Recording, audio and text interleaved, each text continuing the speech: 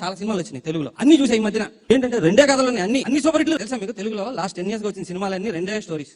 ఒక స్టోరీ చెప్తా, మీరు ఆ సినిమా టైటిల్స్ మీరు చెప్పండి, నేను స్టోరీ చెప్తా. ఒకటి బాబు గారి ఫార్ములా. అంటే ఏంటంటే ఒక హీరో గారు ఒక ఊర్లోకి వస్తాడు, వేరే ఊరు నుంచి ఈ ఊర్లోకి వస్తాడు. వచ్చి అక్కడ జాడు కొడుతుంటాడు, బూజులు దులుపుతుంటాడు, లేదా ఐస్ క్రీమ్ అమ్ముతుంటాడు, ఆటోలు దొలుతుంటాడు, ఇట్లా దొలుతుంటాడు.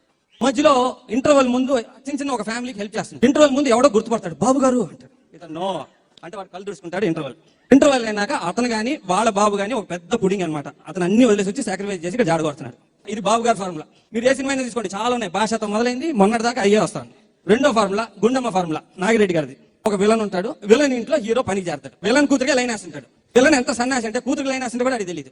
ఈ 10 ఏళ్ళు ఇదే సినిమా వస్తుంది. వాడి ఇంట్లో నుండి కూతురు లైన్ వేస్తుంటాడు, ఇంట్లో వాడు గుర్తుపడుతుంటాడు, వాడికి నోరో కాలో పడిపోయి ఉంటుంది. ఒక కామెడీ ఉంటాడు, వాడు చెప్తుంటే ఎవడో నమ్మడం, వాడికే జలగలు కొడుతుంటారు, నమ్ముతారు. ఇదే 2 సినిమాలు వస్తున్నాయి, అందరు హీరోలతో తీశారు, అన్నింటిలో బ్రహ్మానందంగానే ఉంటారు, అదే కామెడీ ట్రాక్, ఇదే అన్ని సూపర్ హిట్లు అవుతున్నాయి. నన్ను మాత్రం జయమే తీశారంట.